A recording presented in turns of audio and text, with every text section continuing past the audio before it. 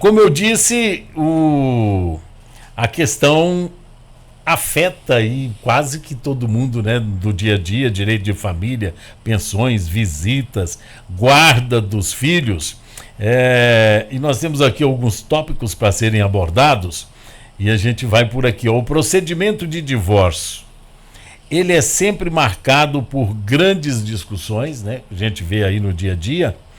E qual, doutor, é o impacto do divórcio na vida dos filhos, na vida da família, em especial na vida dos filhos?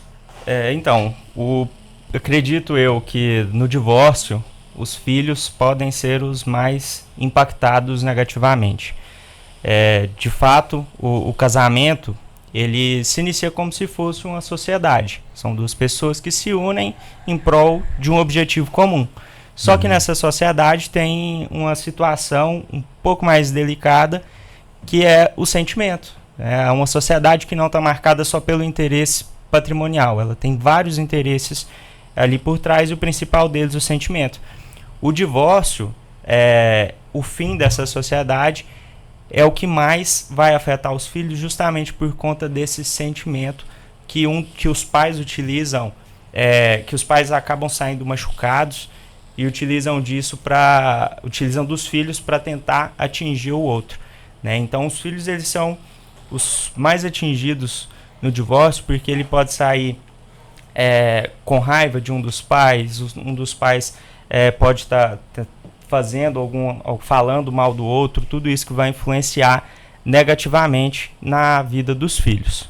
Porque a vontade dos filhos é que os pais estejam ali juntos, né? Eles querem ficar do lado do pai, do lado da mãe, não querem ver o lar desmanchado. Justamente, e em toda essa situação, o processo de divórcio ele pode ser bastante desgastante, né? Como advogado, a gente procura nessas situações tentar conversar com ambas as partes, né? Aí a gente já não puxa tanto para um lado do sentimento, porque se eles chegaram ao ponto de buscar o divórcio, é porque de fato está muito difícil a convivência. Mas a gente busca explicar para eles como que vai ser o processo, o que é o direito de cada um, porque apesar de ser uma situação delicada, a lei ela estabelece situações muito claras de como que vai ficar ali depois, né? No caso de pensão alimentícia, guarda dos filhos, tudo isso é um pouco... A lei ela é mais genérica porque o juiz analisa caso a caso.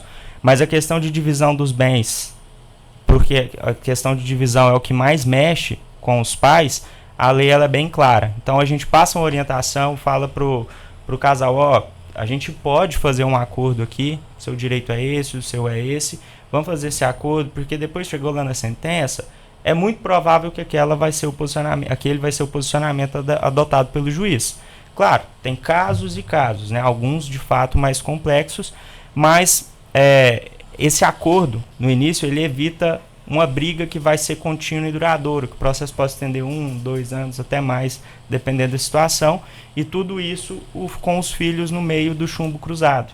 E aí, às vezes, o pai fala alguma coisa da mãe, a mãe fala alguma coisa do pai, e torna tudo mais difícil. E a gente vem vivendo também, em razão aí da internet, que tem muitas falsas, né, fake news disseminadas, que as pessoas acham que tem o direito de alguma coisa e quer ficar brigando por aquilo até o final. Mesmo quando você passa a orientação, eu vim em tal lugar que não é assim, e quer discutir até o final do processo, que torna tudo muito mais desgastante. Isso aí é um caso sério, né, Bernardo? Seríssimo. Realmente. Da minha parte, muito bom dia, doutor Marcos. Bom dia. É um prazer tê-lo aqui também. E está muito bem assessorado, por sinal, né, Bernardo? Sem dúvida. Tem aqui o Saul, que está fazendo o registro aqui para as redes sociais. Isso é importantíssimo nos dias de hoje, né? E também a Isabela, que dá aquele toque feminino que abrilhanta ainda mais o nosso estúdio hoje. Sem dúvida. Né? Muito bem, mas ainda dentro desse sistema, Bernardo, se você me permite, você já entrou inclusive nessa questão da fixação da guarda dos filhos, não é isso, doutor Marcos Vinícius? A questão dos filhos menores de idade. Porque muitas vezes no divórcio a gente vê muito a questão da preocupação do casal com os bens, né? E esquecem que o bem maior é o filho, né? Verdade. Em muitos casos, os filhos estão ali, entre os dois. Então, quer dizer, a atenção maior, na nossa opinião, deveria ser para com os filhos, né? Como é que se dá essa questão efetivamente da guarda dos filhos, essa discussão? O advogado muitas vezes tem que ser psicólogo também, né? De fato, às vezes a gente tem que fazer um pouco desse exercício mesmo, vinculado aí à psicologia, porque o cliente, quando ele te procura, justamente pela questão do sentimento envolvido, quando chega ao ponto de terminar de divorciar é porque alguma coisa não estava bom.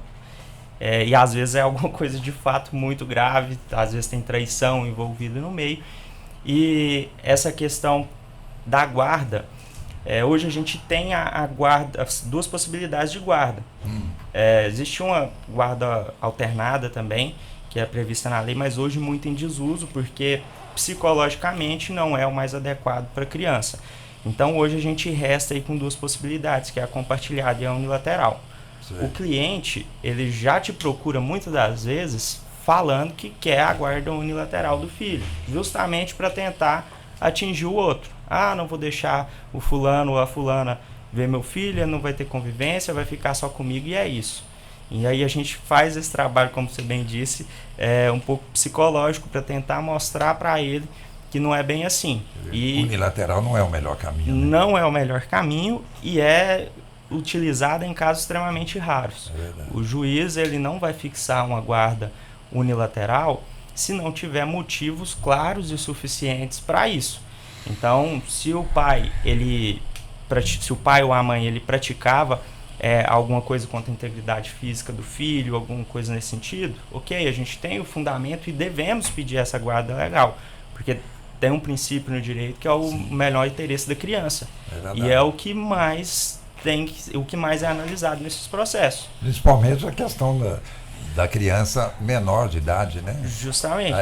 Quer dizer, a criança é menor de idade, mas a criança que está ainda em formação de personalidade, imagine se essa criança não for bem preparada para o seu futuro, que personalidade ela vai ter, né? Em quem confiar, de que lado ela vai ficar, enfim, será que ela vai ficar contra um e a favor do outro, né? Isso. E a questão dessa utilização da guarda para atingir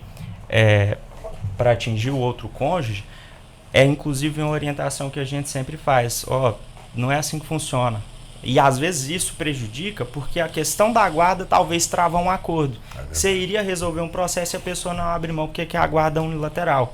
Você orienta ela, lá no final do processo, o juiz não vai entender isso. Não tem motivos suficientes aqui para o juiz fixar a guarda unilateral nesse caso. Sempre o juiz vai priorizar o convívio e a participação dos dois pais na formação do filho. E há também, nessa situação de guarda, uma confusão, que a guarda unilateral e guarda compartilhada, em ambos os casos, os dois pais vão ter convivência com o filho, é direito do filho, é direito dos pais. Isso aí a gente fala, isso aí vai interferir na questão da visitação, tá? Então, a guarda unilateral não vai excluir esse direito do pai também de convivência com o filho. A guarda, ela é uma forma de tomar decisões importantes na vida do filho, tá? Então, para que escola que vai? Guarda compartilhada? Vamos decidir em conjunto, vamos ver o que é melhor para o nosso filho. São essas coisas que vão interferir. Aí, Bernardo, entra aquela questão do direito, né? Que o Dr. Marcos Vinícius muito bem sabe, que vale muito mais um mau acordo do que uma boa demanda, né? Vale muito. Nesses casos a gente tem que sopesar bastante, né, o bem-estar, tanto emocional quanto financeiro. Um não vai servir sem o outro. Então, é uma preocupação que sempre temos que ter.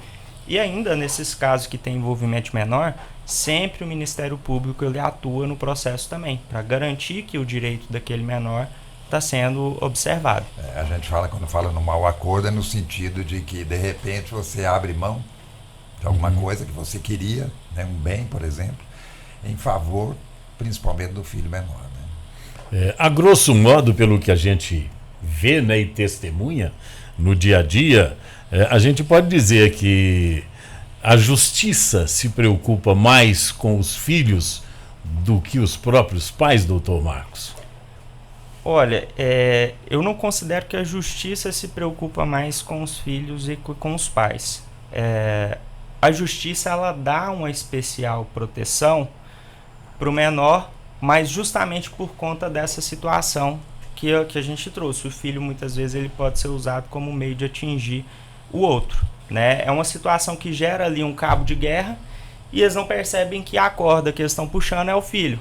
Um puxa para um lado e outro puxa para o outro. Isso vai atrapalhar no desenvolvimento da criança em algum momento.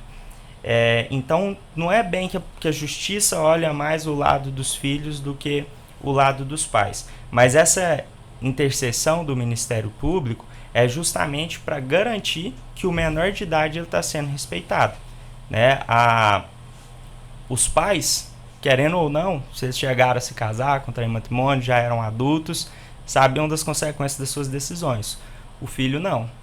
O filho, ele não queria estar passando por nada daquilo ali e está sendo obrigado a passar. Então tem que ter maturidade dos pais e a justiça, ela está ali para garantir que o direito dos filhos sejam preservados. É interessante porque quando se fala em guarda unilateral, o que vem na nossa cabeça é que um dos genitores é privado da convivência com o filho. É assim mesmo ou não? Não é dessa forma, não. A guarda, ela vai vir para tomada de decisões importantes na vida do filho. Como o exemplo que eu dei antes, qual escola que ele vai estudar, precisa de um tratamento de saúde, o que a gente vai fazer aqui. Os pais, eles têm que tomar essas decisões de forma conjunta quando é guarda compartilhada. Na guarda unilateral, um deles vai poder tomar por si só. Mas a convivência com os pais, ela sempre vai ser mantida. Isso então, sempre dividido. Isso. A guarda, ela está ligada a essa questão. Na própria decisão que vai fixar a guarda, assim como na guarda compartilhada, o filho não vai passar 15 dias na casa da mãe e 15 dias na casa do pai. Isso é, inclusive, a ideia da guarda alternada, que eu falei que hoje está muito em desuso, porque não gera para a criança ou para adolescente aquela percepção, ela não sabe onde que ela mora. Ora ela está num lugar, ora ela está no outro. Enfim, psicologicamente não é bom, por isso não é tão utilizada mais. Então, não acompanha... pode ser nada pregado a prego, né? Exatamente. Então, a guarda, ela vem para fixar essas tomadas de decisões e, junto com a fixação de guarda, o juiz, na sentença ou no acordo que será homologado, ele vai analisar como que está o direito de convivência. Na guarda compartilhada, ele vai fixar a residência com um dos pais e o outro vai ter o seu direito de visitação respeitado. Então, não vai ser privado. Para ser privado do convívio com o pai ou com a mãe, tem que ser alguma coisa muito extrema para chegar a esse ponto. Importante. Doutor Marcos, quando não há um acordo, o pai quer ter a guarda absoluta do filho, a mãe quer também, não abre mão, não chegam a um entendimento, não chegam a um acordo, com base em que o juiz vai determinar a guarda dos filhos? Sempre com base no melhor interesse da criança ou do adolescente, né? Isso são princípios constitucionais, a gente deve respeitar essa situação, inclusive por isso o Ministério Público acompanha para ver se de fato o direito da criança e do adolescente está sendo respeitado. E para ele aferir qual que é o melhor interesse da criança e do adolescente, vai existir a produção de provas no processo. Pode ouvir testemunhas, pode determinar que seja realizada uma perícia, chamada perícia psicossocial, porque se um dos pais ele está defendendo a guarda unilateral, ele tem que dar algum motivo para o juiz. Não pode conviver com outro pai porque acontece isso, isso e aquilo quando está na casa dele. Não é possível. Então eu preciso da guarda unilateral porque eu quero tomar conta do meu filho sozinho e deixar o mínimo possível ali do direito de visitação, de convivência com outro pai. E aí o juiz vai estudar, vai fazer essa perícia psicossocial, ele vai um perito até a casa do genitor para verificar como são as condições de convivência, se a criança é bem tratada, se é maltratada e tudo. E aí, com base nisso, no final ele traz a sentença. A criança pode fazer a opção, quero ficar com meu pai, não, quero ficar com a minha mãe. Como é que funciona? Olha, em certas situações o juiz ele pode até ouvir a criança, mas não é nada comum. No caso, vai depender ali da idade que ela tiver, mas não é nada comum em um processo de divórcio eles chamarem a criança, chamarem para ouvir a criança ou adolescente. Tá? Talvez ali ele pode utilizar a criança ou adolescente, ele fala para um dos genitores o que está acontecendo na vida, e isso é trazido para o processo através do advogado. E aí o juiz investiga através da perícia psicossocial. Normalmente é assim que funciona, porque já não é muito saudável para a criança esse procedimento. Sem a participação dela, se você trazer ela aqui para dentro, ainda é mais complicado. Olhando no outro prisma, uma outra situação, e se essa criança ela tem um problema, digamos, um problema físico, um problema mental, que depende mais da mãe, porque a mãe tem mais jeito para conviver com essa criança e cuidar da sua situação, e o pai, de repente, por questões até de trabalho, questões profissionais, viaja muito, etc. e tal. Como é que fica essa situação? Tudo é analisado pelo juiz. Se isso aí foi trazido até o processo, demonstrado para ele, olha, é a mãe que tem que ficar. Normalmente nessas situações o próprio pai, ou o inverso, né, aqui só tratando o nosso exemplo, ele já vai trazer também que ele não vai conseguir sozinho tomar conta do filho. Então o juiz ele vai considerar tudo isso para fixação da residência. Tá? E o que pode mudar é a questão do regime de visitação. É comum, por exemplo, não é aí a situação da deficiência física, mas um bebê. Às vezes o pai, a mãe de você ali, a criança está com 1, 2 meses de idade. Como é que o pai vai buscar a criança, ficar com ele de sábado para domingo, 2 meses de idade? Não tem como. Nessas situações, eles já fixam um regime progressivo de visitação, de convivência. Ele vai estabelecer, até a criança completar tantos anos, o pai ele pode ir lá, ficar o tempo com o filho e tudo, mas sem levar para casa, porque não tem condição ainda. A partir de tal idade que já começa a se desenvolver, alimentar sozinho, aí o pai pode levar e passar a tarde com ele. E a partir de tal idade já é permitido de pernoitar e tudo. Então, tudo isso, as situações do caso são analisadas no processo. Caso a caso. E tem que ser levado no processo pelo advogado. Há uma idade em que a criança pode definir com quem quer ficar? Definir com quem quer ficar, ela não vai falar e pronto. Mas a opinião dela vai poder ser considerada no processo. Né? Então, se ele é um adolescente ali que já tem seus 15, 16 anos de idade, o juiz pode ouvir, vai ter interferência na decisão dele. Mas não é ele que toma a decisão final. Perfeito. Essa questão do regime de convivência, doutor, como é que se deve trabalhar, como é que se deve estruturar esse regime de convivência, objetivando garantir o interesse da criança para evitar complicações futuras? Como é que se deve trabalhar essa questão?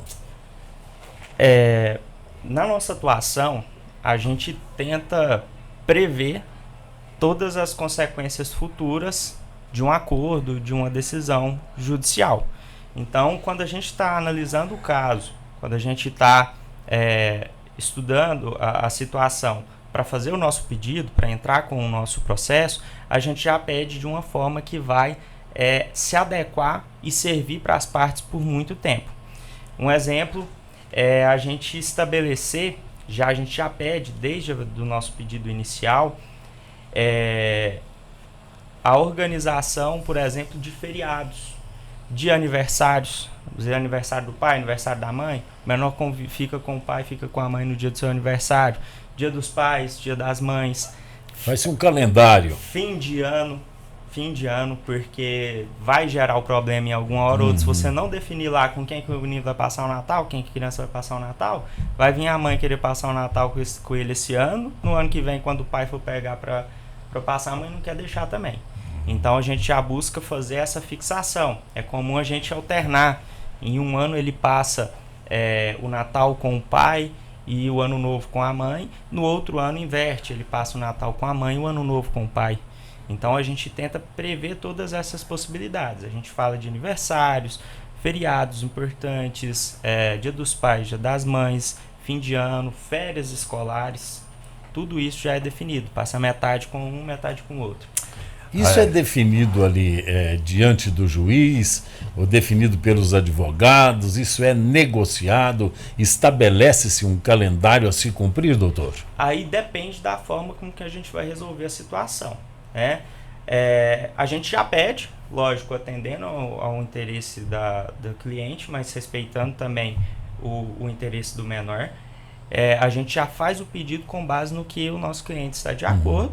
E aí a gente vai trabalhar isso dentro do processo. Chegando ao final da sentença, se for decisão por sentença do juiz definindo como que vai ser, o juiz vai analisar tudo que foi posto. Ele vai analisar o que eu pedi, o que a outra parte pediu e definir o que é o melhor para a criança. Se a gente for fazer um acordo, isso aí pode ser objeto ali de uma negociação. Vai ser definido por negociação. O acordo ele funciona... senta todo mundo aqui na mesa, um pai e advogado, a mãe e o advogado, e vão debater. Um abre mão de cá, outro abre mão de lá. Pesa os prós e os contras. Pesa os prós e contras. É verdade. Então, aí nessa situação é definida por acordo. O juiz, desde que a gente não esteja desrespeitando o interesse do menor, o juiz ele não costuma barrar o acordo. Bernardo e ouvinte, Dr. Marcos, quando a gente falou ainda há pouco, no início da nossa conversa, sobre a questão financeira, né, questão de bens, por exemplo, eu acho que é interessante a gente tocar num ponto que é exatamente sobre essa questão financeira, da forma que é calculado o valor da pensão alimentícia quando há solução de casamento. Como é que se calcula isso? É o juiz que define? Também, se não for objeto de acordo, quem vai definir lá no final é o juiz, mas com base em tudo que foi produzido durante o processo. Juridicamente falando, a pensão alimentícia ela é fixada no que a gente chama de trinômio: possibilidade do alimentante, necessidade do menor e proporcionalidade. Então tem que ver quanto que o pai ou a mãe consegue pagar de pensão, o que o menor precisa de pensão e o que é proporcional nessa situação. O que vai ser o adequado a gente fixar aqui. Lembrando que tem responsabilidade do pai e responsabilidade da mãe incluídos. Levando em consideração tudo isso e o que a gente conseguir demonstrar no processo, que o juiz ele vai determinar. E aí no acordo, isso quando a gente faz acordo, isso aí é muito utilizado para fechar o acordo. Às vezes você diminui um pouco na pensão e muda alguma coisa na guarda, alguma coisa nesse sentido, para a gente tentar chegar num denominador comum. Uma situação em que o pai não tem condições de arcar com essa pensão alimentícia, ele faliu, ele está desempregado, ele não tem dinheiro e vai-se a uma negociação dessa, como é que vai fazer? O sujeito não tem renda, não tem remuneração, como é que fica isso, doutor? Olha, Bernardo, o juiz não deixa de fixar. Ele não deixa de fixar os alimentos. Quando a gente entra com o processo, é comum a gente pedir a pensão em um percentual do salário que ele recebe ou, em caso de desemprego, um percentual sobre o salário mínimo. Como o próprio nome já diz, a pensão alimentícia ela é voltada para alimentar, não só para alimentar, mas para prover necessidades básicas do menor, do filho ali da pessoa. Então, o fato de estar desempregado não vai eximir ele da pensão alimentícia. Inclusive, quando a gente entra com o processo, já há o pedido de tutela para que seja fixado um valor de pensão alimentícia para o genitor, ou para o pai ou para a mãe pagar até o final do processo. Então, isso por si só não exime. Tá? Pode ser levado em consideração para o percentual que o juiz vai fixar, mas liberar ele da obrigação não. Assim, de uma forma muito direta, o fato do pai estar desempregado não vai fazer o filho parar de passar necessidades. Ele vai precisar também. Mas aí a gente tem que pensar também que sempre é uma questão que a gente está trabalhando no direito de família. Se é essa situação, é aconselhável que a pessoa, o devedor, o alimentante, ele procure o outro genitor e converse, fale, tô passando por essa situação, não consigo, tem como você segurar aí as pontas 1, 2, 3 meses para ver se eu arrumo um outro emprego e tudo, mas o que na verdade o que menos acontece é isso, né? A pessoa não consegue e larga para um lado e tenta discutir só no processo mesmo, não tenta nunca resolver com um acordo. Essa questão é muito delicada. Quando a gente fala, a gente pensa sempre na questão do homem, né? Da parte do marido ou do companheiro que está se separando. Mas é importante lembrar também que, em muitos casos, a mulher pode ter muito mais condição financeira do que o seu companheiro. E aí a responsabilidade maior seria dela? Entraria nessa questão da proporcionalidade. Tá? Na decisão, o juiz ele não é obrigado a falar. O menor de nome tal precisa de R$ 1.500 para sobreviver. Como a mãe tem mais condições, ela arca com 1.000 e o pai arca com 500. Ele não faz dessa forma. Tá? Ele só fixa a parte que o genitor que não vai ficar com a convivência do menor em maior tempo, que ele vai arcar. O juiz ele deve levar em consideração esse fator na hora de fixar a pensão, mas ele não fixa separadamente a parte de cada um. Tá? Então, se é essa situação, pode ser que ele vai fixar a pensão um pouco menor, considerando que a criança não vai passar dificuldade ali vivendo com a mãe. O homem pode pedir pensão alimentícia? Ele fica com a guarda dos filhos, vai cuidar dos filhos, ele pode pedir pensão alimentícia para a ex-esposa? Perfeitamente, não só pode como deve. Na verdade, não é ele quem pede. Quem pede a pensão alimentícia são os filhos, entendeu? Já tem até uma conhecida que uma vez ela falou comigo que estava passando por um processo de divórcio. E aí era a situação que ela não precisaria de ajuda para criar o filho, ela tinha boas condições e falou que iria abrir mão da pensão alimentícia. O juiz falou para ela, com que direito você vai abrir mão de uma coisa que não é sua? É para o seu filho. Hoje você está bem, você não sabe o que vai acontecer amanhã, e aí? Exatamente. Como é que fica seu filho? Então, a pensão alimentícia, ela vai ser fixada, no exemplo que você me deu também, para a mãe ter essa obrigação de pagar. Perfeitamente. E isso pode ser revisado?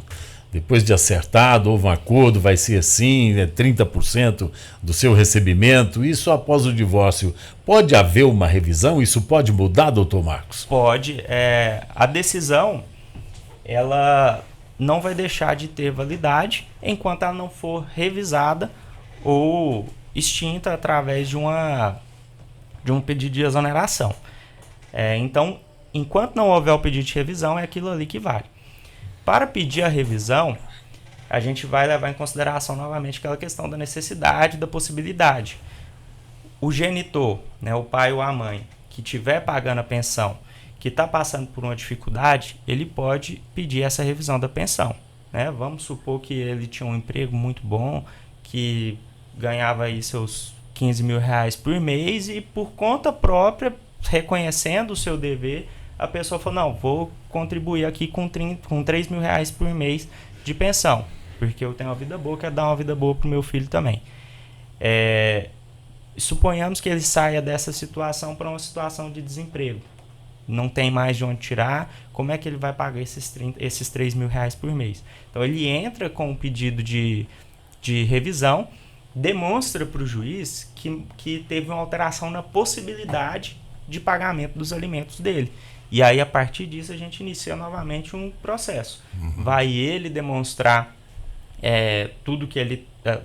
a real situação dele atualmente, pedindo para reduzir a pensão, e aí é como se a gente entrasse com um processo de alimentos de novo. Só que aí agora já tem os alimentos fixados e a gente vai discutir essa redução.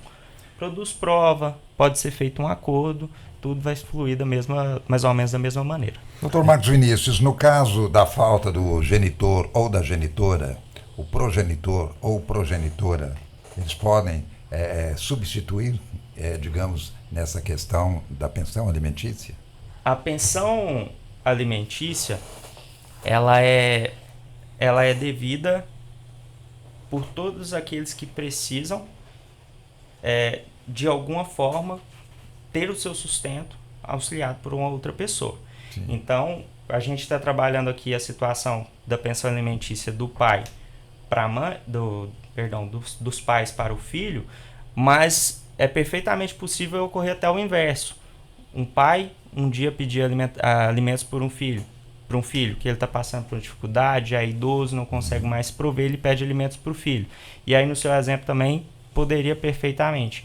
Tá? Então, se não tem outra pessoa para prestar aqueles alimentos, ele pode ter essa obrigação. Mas aí a gente tem que demonstrar que não tem essa outra pessoa, que o pai, a mãe, ele está, no seu exemplo aí, falecido, né?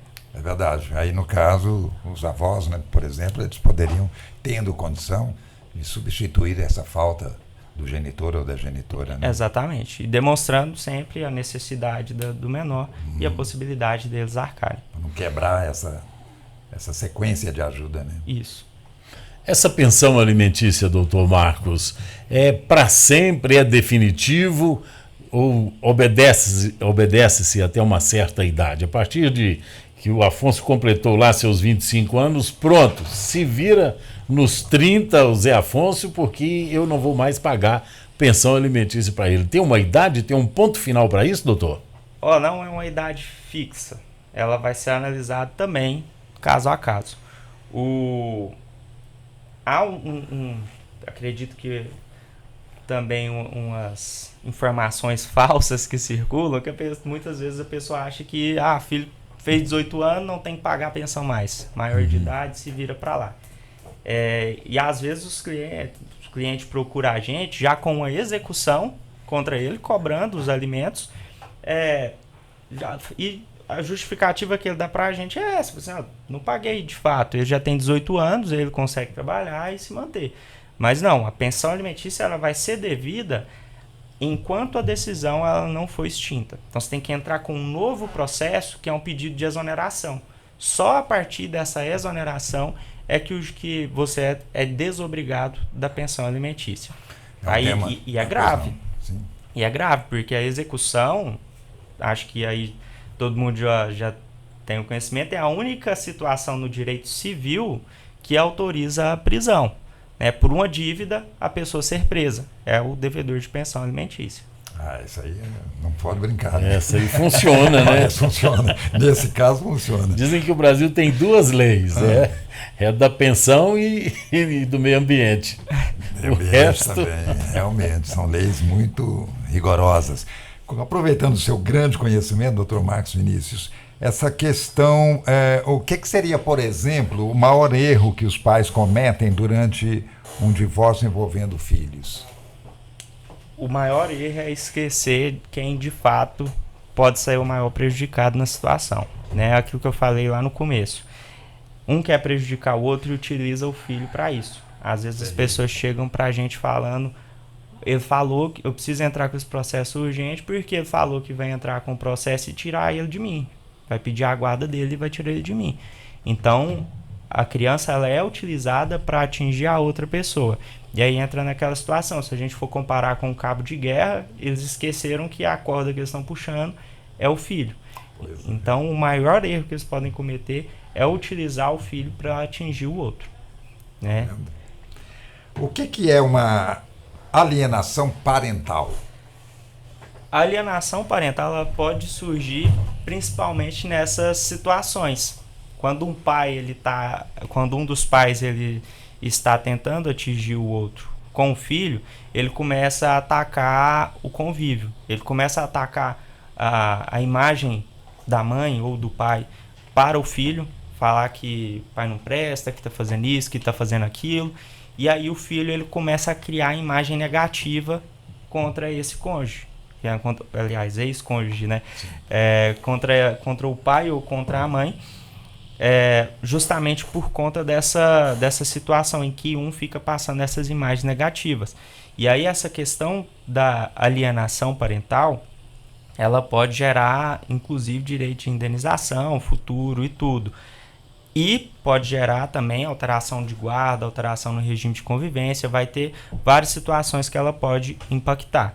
Tá? Então, alienação parental é isso, quando um pai ele tenta, ele fica causando imagem negativa do outro para o menor. E aí ele passa a perder toda aquela admiração que você tem pelo pai e pela mãe e passa a ver o pai ou a mãe como um inimigo, como tudo de ruim que acontece na minha vida é porque meu pai é assim, é porque minha mãe é assim. Então a alienação parental ela vai ocorrer nessas situações. Doutor Marcos, pela sua experiência, né, pelas abordagens que o senhor já teve dentro da sua profissão, quais que são os erros mais comuns que os pais cometem envolvendo no divórcio, dentro do divórcio, envolvendo os filhos? Quais são os erros que são mais comuns num processo assim? Processualmente falando, o pai ele vai estender demais um processo por conta, o pai ou a mãe, né, estender o processo demais por conta de uma coisa que lá no final a gente já sabe que não deve dar certo, né? O advogado nunca pode falar nunca, né, porque o juiz é que vai dar a decisão, o juiz é um ser humano, ele pode errar, ele pode ter uma interpretação diferente, mas é uma coisa que no começo você já consegue prever. Então, quando você fica utilizando os filhos para tentar mudar, né, alguma coisa que não vai ter essa alteração, vai ali causando essa separação. Num divórcio, depois de um processo de divórcio, quando você tem filhos, por mais que seja difícil, tem que existir um respeito entre os pais, né? O pai tem que saber conversar com a mãe, tem casal que separa que não conversa, não troca uma palavra. Ok, tem muito sentimento envolvido, a gente não sabe ali o que foi o erro que o outro cometeu, então é muito fácil a gente julgar sem estar passando.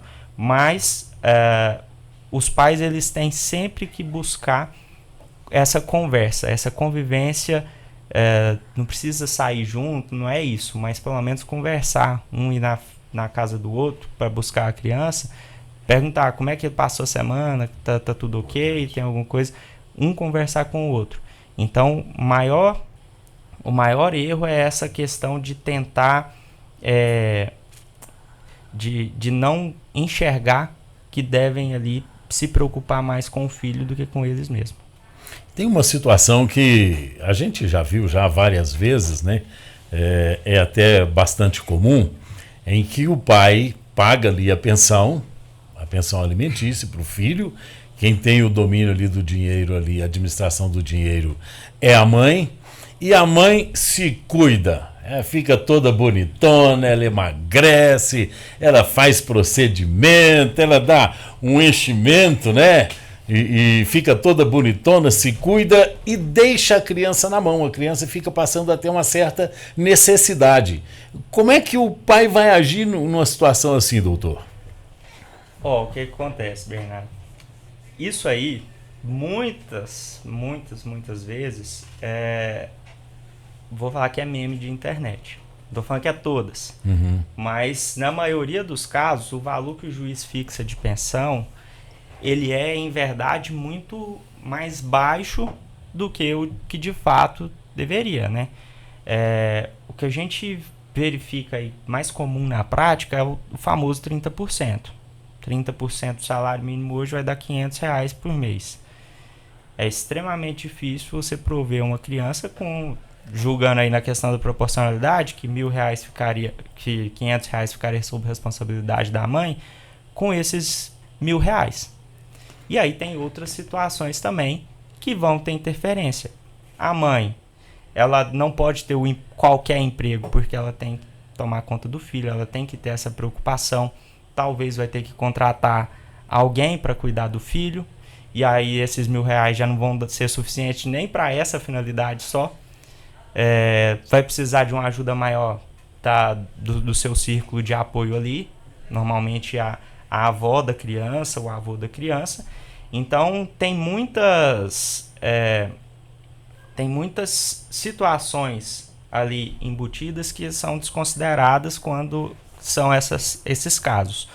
Porém, pode existir realmente, né? De fato, há situações em que os pais são muito bem de vida e fixam uma pensão considerável. Nesses casos, pode pedir uma prestação de contas para a mãe. Se a criança está passando necessidade, obviamente o Poder Judiciário não vai deixar isso permanecer. Você pode entrar com ação pedindo prestação de contas, pode pedir alteração da guarda com base nesse argumento. Meu filho está passando necessidade, eu não vou deixar ali com a mãe. Mas na maioria dos casos é isso que acontece, tá? Pelo menos o que a gente tem mais contato. Perfeito. Pois é um assunto que bem realmente, esclarecido, né? Eu acho que nós tivemos aqui uma verdadeira aula, né, Sem sobre dúvida. essa questão. Isso é fundamentalmente importante, principalmente nos dias de hoje, em que casais se separam com muita facilidade, né? E às vezes esquecem da necessidade dos filhos, sobretudo dessa criança que precisa ter a sua personalidade bem formada. Eu acredito até, Bernardo, que os nossos ouvintes vão nos endereçar aqui muitas outras perguntas que porventura a gente não fez, e aí a gente vai passar para ele, o Dr. Marcos Vinícius, né, que ele domina muito bem o assunto, e acho até que também o programa é do Bernardo, mas eu acho até que nós poderemos tê-lo aqui em outras ocasiões também, porque há muita coisa ainda que a gente pode falar. Muito bem. Doutor Marcos é natural de Patos de Minas? Eu sou de Coromandel. Coromandel. Isso.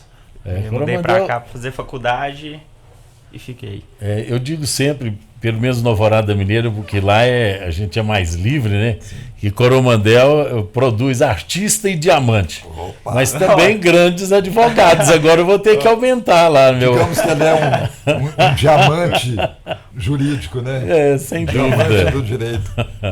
Tá radicado aqui em Patos? Sim, eu vim para fazer faculdade aqui, meio rápido saia, né? Mas me casei, conheci a minha esposa na faculdade, me casei e fiquei por aqui também. Tá vendo? Aquela história, né? Quem vem de fora para Patos acaba casando aqui. E aqui, além de ser terra nacional, capital nacional do milho, hoje também capital nacional do boteco, é também capital nacional da mulher bonita. Mulher bonita. O escritório funciona onde, doutor? O escritório funciona aqui na Olegário Maciel, logo ao lado ali do INSS. Ao lado do INSS. Isso. Perfeitamente. Algo mais, meu amigo? Então, só deixar essa mensagem aí, né? Acho que a nossa conversa hoje foi falando do divórcio, mas voltado para os filhos, né?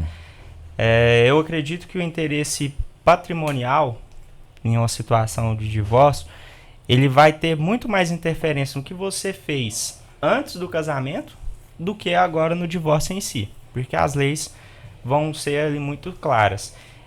Então, não podemos utilizar os filhos, né, como uma forma de tentar atingir o outro, talvez porque o seu relacionamento não deu certo, as pessoas não souberam manter, né? Às vezes as pessoas mudam também, natural, ninguém é obrigado a ficar em uma relação que não esteja se sentindo bem. Mas não esqueça que o maior prejudicado nessa situação pode ser seu filho, dependendo da forma com que você vai tratar isso.